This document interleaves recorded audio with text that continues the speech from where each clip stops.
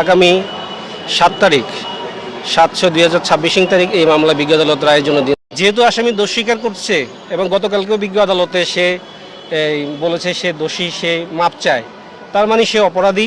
তা আমি বলেছি তাকে যাবজ্জীবন কারাদণ্ড দেওয়া হোক এবং তার যে স্ত্রী স্বপ্না আক্তার, সে যেহেতু লাশ গুমের বিষয়ে সহায়তা প্রদান করেছে, আমি বলেছি তাকে সংশ্লিষ্ট আইনে যে সর্বোচ্চ সাজা আছে 7 বছর, সেই বিধান অনুযায়ী তাকে 7 বছর কারাদণ্ড দেওয়া হোক। আসামি পক্ষে আমি রামিসার হত্যাকাণ্ডের আগামীকাল একটা শুনানি হবে।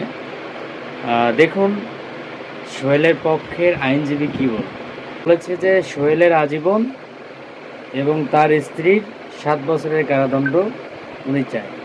কিন্তু কথা হচ্ছে সোহেল এবং তার স্ত্রী যে পরিমাণ একটা জঘন্য কাজের সঙ্গে যুক্ত ছিল, এই সাজা কি আসলেই তাদের প্রাপ্য নাকি এর চেয়ে বেশি প্রাপ্য? আপনারা কমেন্ট বক্সে জানাই দেবেন।